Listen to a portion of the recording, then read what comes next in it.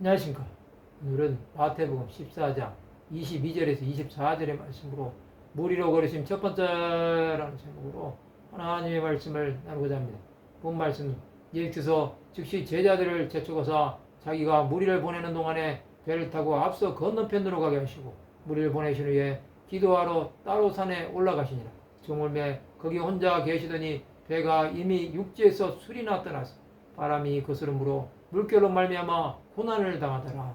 예수께서 오병이어 기적 후에 즉시 제자들을 재촉하십니다. 예수께서는 무리를 보내셨습니다.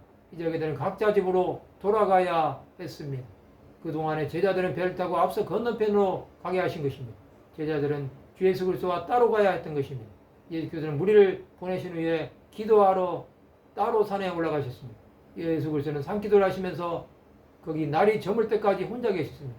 예수 그리스도는 사역에 마치고 나서 기도하신 것입니다. 이때 제자들이 탄 배가 육지에서 꽤 멀리 떨어져 있었습니다. 그때 바람이 거스른 것입니다.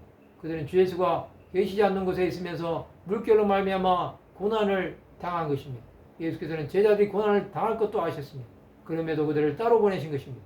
이것은 예수 그리스도의 무리로 걸어가심의 사건을 일으키기 위한 예고였습니다. 예수께서는 항상 기도를 하심으로 기적을 일으키셨습니다. 예수가 없는 인생은 고난을 당합니다. 그 고난은 사람의 힘으로는 감당할 수 없습니다. 그 고난을 벗어버리기는 쉽지 않습니다. 우리는 예수 앞에 올 때마다 무거운 짐을 지고 나옵니다. 그 짐은 예수 앞에 나와야 가벼워지는 것입니다. 지금도 고난을 짊어지고 있습니다. 그렇다면 예수 앞에 나오시기 바랍니다. 예수는 우리를 위한 화목제물이 되어 주셨습니다. 고난은 예수께서 찾아오실 때 해결됩니다. 그 예수께서 오시도록 하는 것이 기도입니다. 제자들은 어부들이었습니다. 그들은 자신들의 힘으로 그 일을 해결하려고 했을 것입니다. 그러나 그럴수록 수렁에 빠져간다는 것을 보았을 것입니다. 하나님은 자기 힘으로 하려고 하는 사람은 가만히 놓아두십니다. 그러나 그들이 아무것도 할 수 없음을 깨달을 때 역사하십니다. 그것은 하나님의 뜻을 이루는 것입니다. 지금도 고난 가운데 있다면 예수 그리스도를 바라보아야 합니다.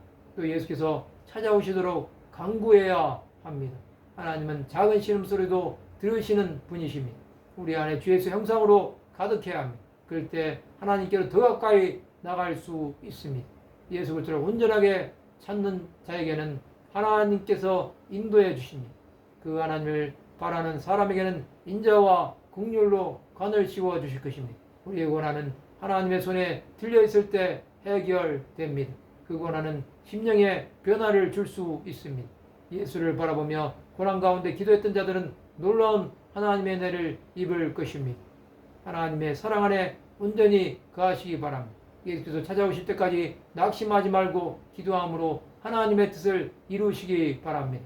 말씀을 마치고자 합니다. 예수가 함께 하심으로 고난의 유익이 되는 하나님의 백성들이 되시기를 주님의 이름으로 축원합니다.